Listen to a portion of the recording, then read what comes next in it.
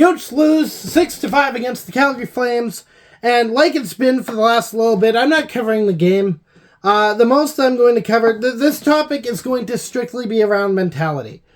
And this is the first time I think I've come up with a title before I've finished filming, which is kind of funny. It's mentality. It's the mentality of everything.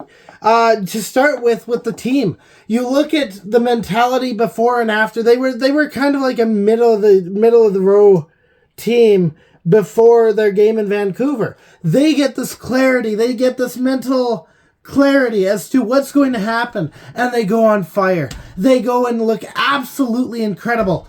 As much as it hurts, they look incredible. And I think that's what they needed. They needed that clarity. They needed to clear their heads. They needed to understand what they were looking at going through. They needed answers, and they got that, and they reacted that way. And it's a good way to react. It's a good way to send themselves off, too. It's a good way to basically say farewell to the fans as, hey, you only get us for a few more games. We're going to play our asses off. But the mentality topic I want to talk about today has nothing to do with the Coyotes on the ice. They showed what momentum and mentality looks like when a team really gets in the groove. And even with how sad it is, they got into that groove. And it is a twist of the knife. But I wanted to talk about the mentality of the fans. Because if I'm going to be the fan reaction of this team, it's probably good to cover probably what the fans are feeling right now. And speak up if this speaks to you. Share your stories. I've already gotten a few in my videos. The PHNX podcast, they started a thread where you can share your stories there. I highly suggest you go and look at that. It's on Twitter. You can go and see the different stories. So here's where we transition into the mentality of everything. And I'm going to start outside of the organization of the Coyotes because that seems like a good place to start. People who are outside of the franchise, who are looking at this like the Coyotes don't deserve to be in Arizona. The fans don't deserve the Coyotes. This has been a long time coming. No one shows up. Go look at that PHNX Twitter feed and tell me that the fans didn't deserve the Coyotes. Go tell me that the Coyotes weren't supported. Go tell me to my face, not literally, I would like you to not come to my house, please, but tell me without making a face that there was no support for this team.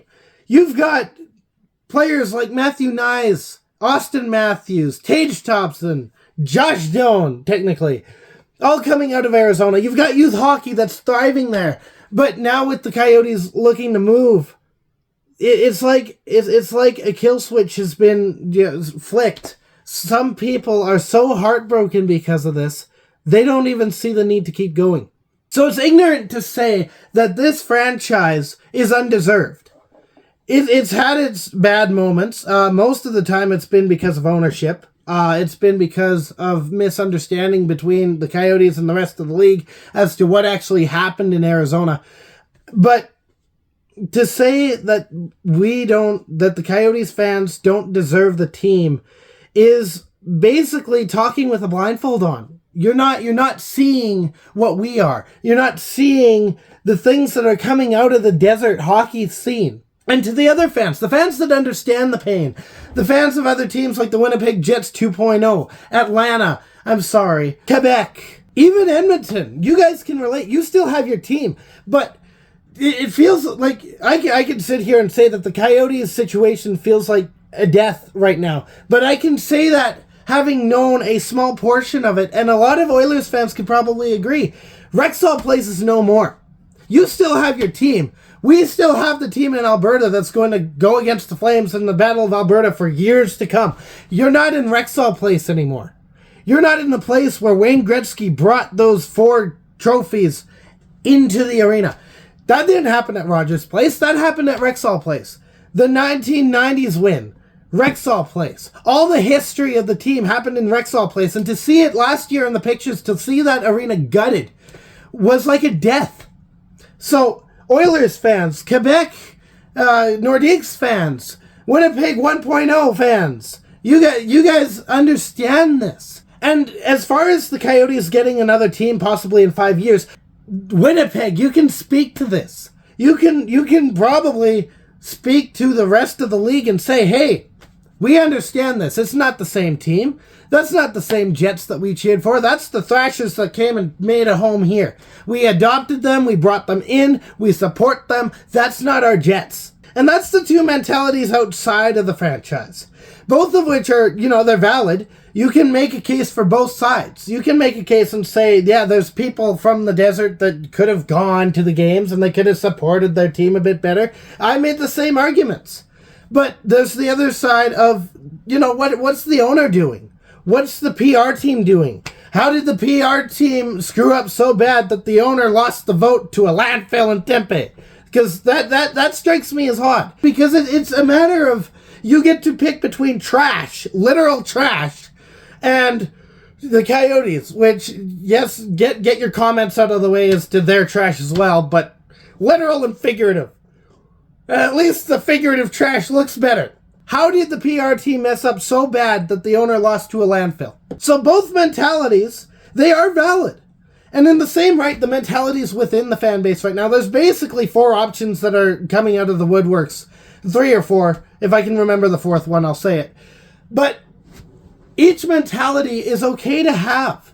But what I'm seeing is on social media, people are attacking other people for it, and it's getting to a point where it's ugly. It looks like a civil war going on. You've got the people who are like, oh, well, this team is dead to me. This franchise is dead to me. The league is dead to me. I'm never watching hockey again. They stole my team. That's fair. That's understandable. With how hurt that you are with everything that's going on, it's absolutely understandable why you would feel that way. To other people who are saying that, yeah, they'll support the team that comes back. The 2.0 team. That's a team that's going to be in Arizona. It's going to represent Arizona. It's the crest that you're under. It's this. And that's okay.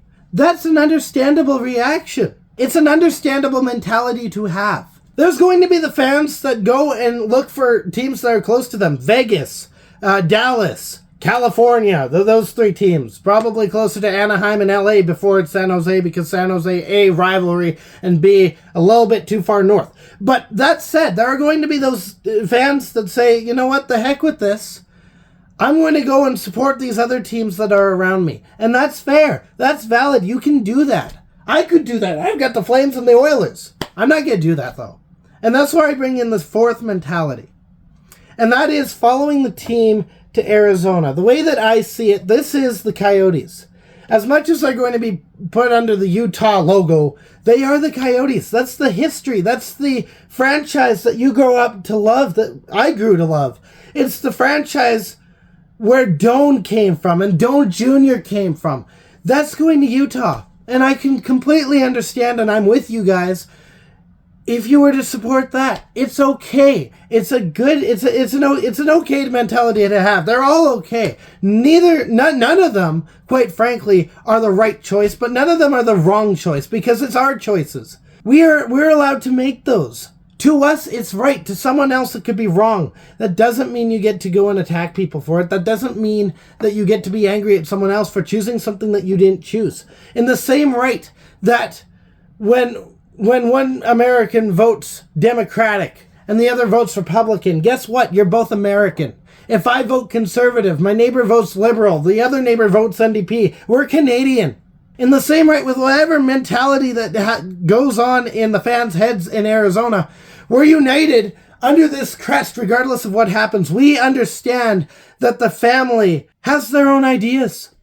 The Coyotes family has their own ways of dealing with this. Some go off and they marry another team. Some go off in solidarity.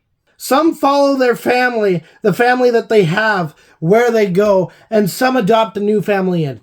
It's just the way it goes. It's the way life goes. Why can't it work the same way in sports? As corny as that sounded, I know that sounded corny. I'm reflecting on it, and I kind of regret it, but I'm going to keep it in. It was a good thing at the time to talk about. I think it was a good connection. But there's been attacks within the community of YOTES fans who are just, you can't You can't do this if you're a Coyotes fan. You can't do this if you're a Coyotes fan. How dare you go and support the team in Utah? That's a slap in the face to us. Things like that. Which, it's a fair mentality, but you can't be attacking your own people for it. And I get it. We're all hurt right now. I understand the anger. But it's a matter of, in the future, when everything comes to an end, comes to a close, and we all take the time to think, I hope the realization is we're still part of one family, even if it's extended at this point. That's the way I see it. So that's it for this one. Definitely not a lot of talk about Flames versus Coyotes, but it's not the time. There's one more game left before everything hits the fan and we figure out what's going to happen with this team, and it's very likely it's going to be going to Utah and all that stuff. But I want to do something a bit bigger for the last game, not just because it's the last game for the Coyotes, but because it's a bit more symbolic for me.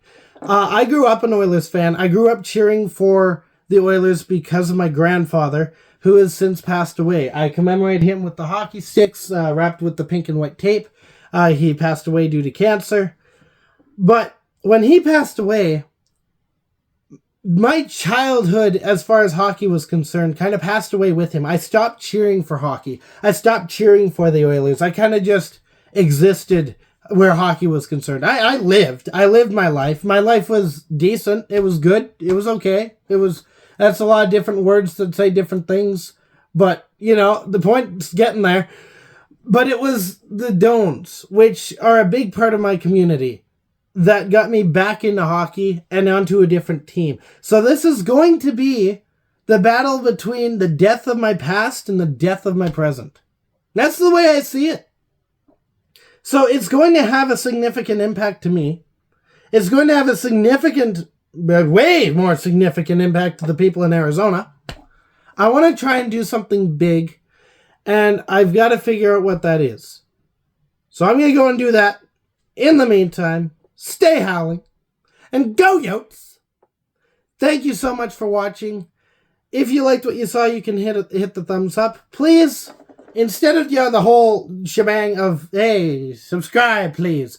I want, even if you're not a Coyotes fan, just anyone who sees this video, I'd love to hear your stories where the Coyotes are concerned. It could be your team going and creaming the Coyotes like 10-1. I don't care. I just want there to be that thread, that place where we can share the memories of being a Coyotes fan, or being a fan against the Coyotes, but understanding that the Coyotes are still a team.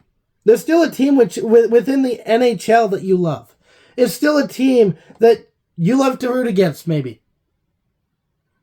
And it's a team that's going away.